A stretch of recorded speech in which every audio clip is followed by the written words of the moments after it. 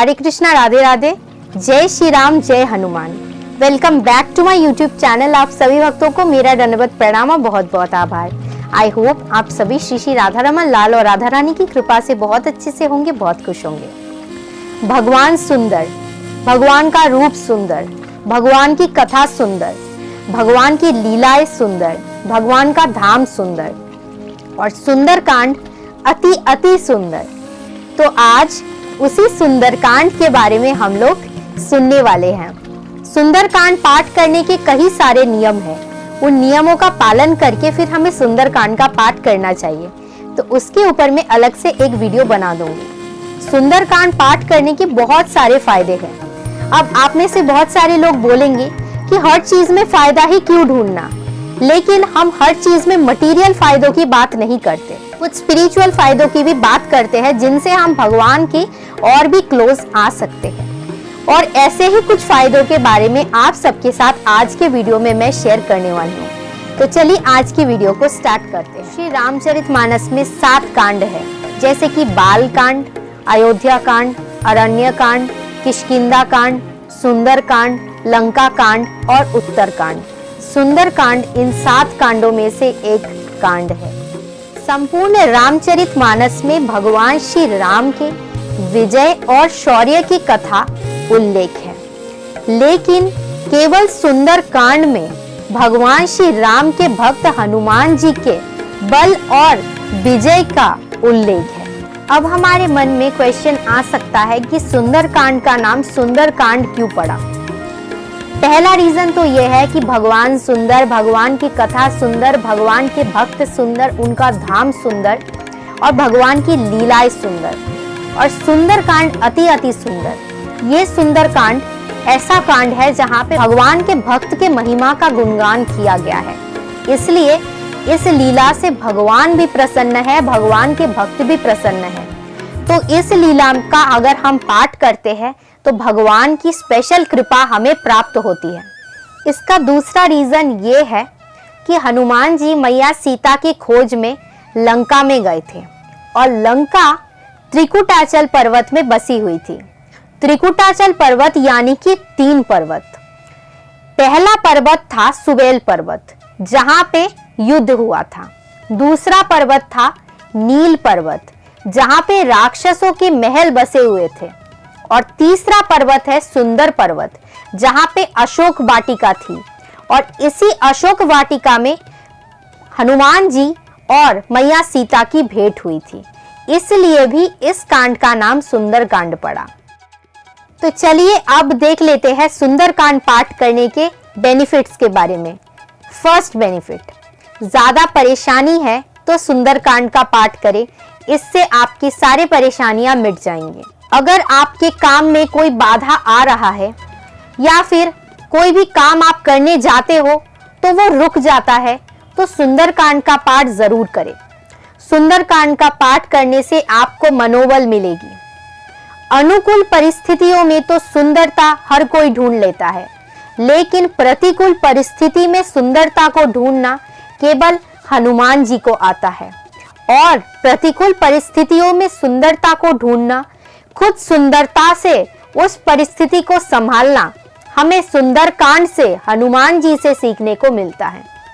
तो अगर आप किसी भी नेगेटिव सिचुएशन में फंसे हुए हो, ऐसा लगता है कि मेरा ये काम नहीं हो रहा है, हर बार काम होते होते रुक जाता है, तो मैं आपको सजेशन दूंगी कि आप जरूर से सुंदर कांड का पाठ करें। आपको अंदर से स्ट्रेंथ भी मिलेगी और आप बहुत पॉजिटिव भी फील करोगे और आपका रुका हुआ काम भी हो जाएगा। सेकंड बेनिफिट, बुद्धि और बल। हम हनुमान जी से कहते हैं बल बुद्धि विद्या देहु मोहे हरहु कलेश विकार। हमें आप बल और बुद्धि प्रदान कीजिए। हम सुंदरकांड से देख सकते हैं कि हनुमान जी अपने बल बुद्धि और विनम्रता के कारण मैया सीता को ढूंढते हैं और हर बाधाओं को पार करके विजय प्राप्त करते हैं। अगर आप स्टूडेंट हो और आप अपनी पढ़ाई में फोकस नहीं कर पा रहे हो, कंसंट्रेट नहीं कर पा रहे हो, आप बार बार एब्सेंट माइंडेड हो जाते हो, आपका मन इधर उधर भटकता है, तो हनुमान जी आपको सुंदरकांड पाठ करने से बुद्धि प्रदान करेंगे। अगर आप पढ़ते हो लेकिन आपको कुछ समझ नहीं आता, आपके माइंड के ऊपर से सब निकल जाता है और आपको जॉब चाहिए, जॉब नहीं मिल रहा है क्योंकि आप ठीक से पढ़ाई कर रहे हो, आपको कुछ समझ ही नहीं आ रहा है। तो इन सब चीजों का सल्यूशन है कि आप पढ़ाई करते रहिए, क्योंकि मेहनत करना फर्स्ट स्टेप है और उसका फल देना भगवान के हाथ में है। तो आपको पढ़ाई नहीं छोड़ना है, पढ़ाई जैसे आप करते हो वैसे ही करते जाना है, लेकिन आप सुंदरकांड का पाठ कीजिए। आपके जो बाधाएं हैं पढ़ाई के फील्ड में, पढ़ाई के स्टेज में, पढ़ाई के सक्सेस के पाथ में जो आपकी बाधाएं हैं, हनुमान जी सुंदरकांड के पाठ करने से इन बाधाओं को दूर कर देंगे। आप जो मेहनत कर रहे हो उसका फल आपको हनुमान जी प्रदान करेंगे। थर्ड बेनिफिट है सेल्फ कॉन्फिडेंस। हनुमान जी सुंदरकांड के माध्यम से हमें सिखाते हैं कि अगर आपको खुद के ऊपर विश्वास है और आपके साथ प्रभु की कृपा है तो आपको कोई नहीं रोक सकता है, आप अपनी मंजिल तक जरूर पहुंच जाओगे। सुंदरकांड पाठ करते हुए अगर आप मनोबल हार जाते हो तो सुंदरकांड को जरूर सुने, क्योंकि सुंदरकांड में हनुमान जी ने अपने साहस को दर्शाया है, हर बाधा को पार किया है, सेल्फ कॉन्फिडेंस को दर्शाया है। और एक बात आपको बता दूं कि हनुमान जी के पास चिरंजीवी होने का आशीर्वाद है, इसलिए हनुमान जी आज भी हमारे साथ है, अमर है, चिरंजीवी है। अगर हम सुंदरकांड का पाठ करेंगे, जब भी आप मनोबल हार जाओगे तब एक बार सुंदरकांड को जरूर सुनना। आपको ऐसा लगेगा जैसे हनुमान जी आपके सामने आके विराजमान हैं।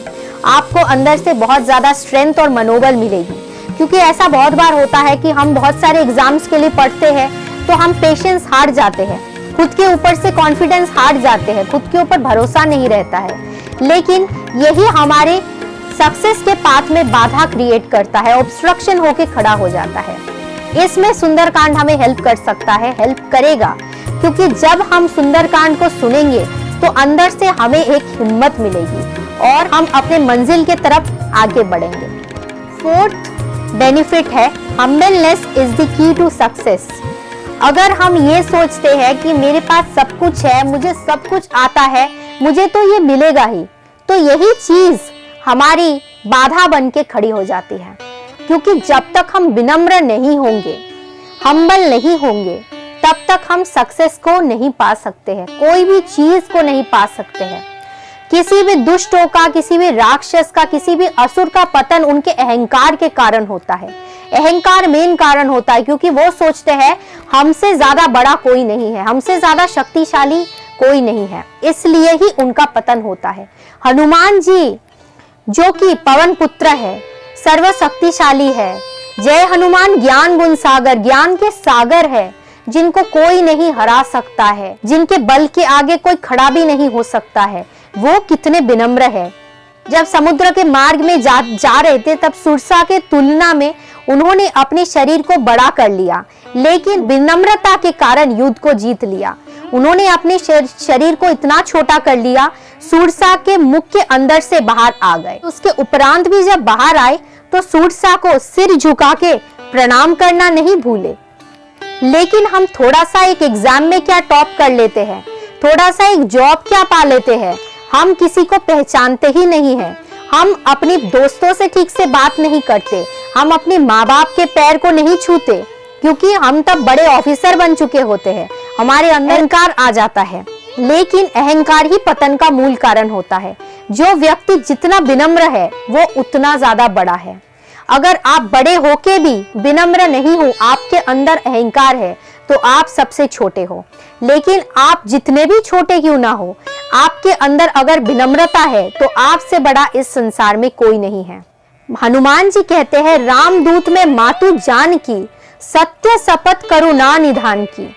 जब रावण ने हनुमान जी से पूछा कि आप कौन हैं, आपका परिचय दीजिए, तो हनुमान जी कहते हैं, मैं रामदूत हूँ, राम का सेवक हूँ। इतने शक्तिशाली, इतने ज्ञान के सागर पवन पुत्र, वो हमेशा अपना परिचय रामदूत, राम सेवक के रूप में देते हैं।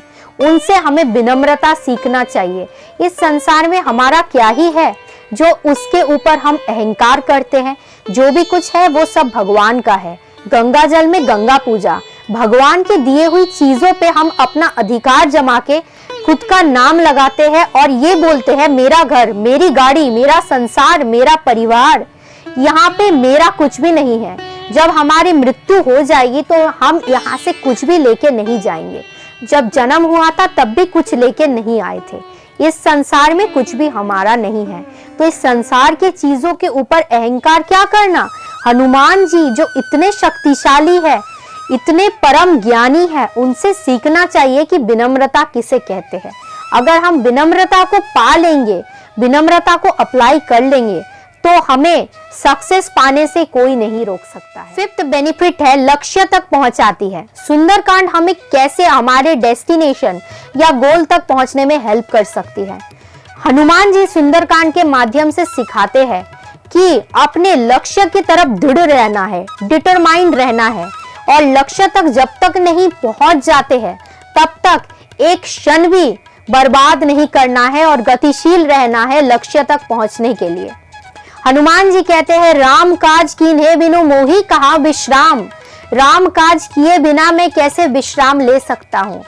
यहाँ से हमें ये शिक्षा लेनी चाहिए कि अगर हम पढ़ाई करते हैं, हम ये सोचते हैं कल पढ़ लूंगी, कल करे सो आज, आज करे सो अभी, अभी करो, आज का दिन, आज का समय क्यों बर्बाद करना, कल क्या होगा किसी को नहीं पता। और प्रभु श्री राम, भगवान श्री राम ने हमें इतना सुंदर मानव जीवन दिया है।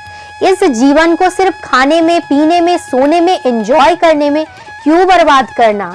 हनुमान जी सिखाते हैं कि इतना सुंदर हमें मानव जीवन मिला है, जहाँ पे हमें बुद्धि मिली है, जो बुद्धि अन्य किसी जीव में नहीं मिलता है, सिर्फ मनुष्यों में मिलती है।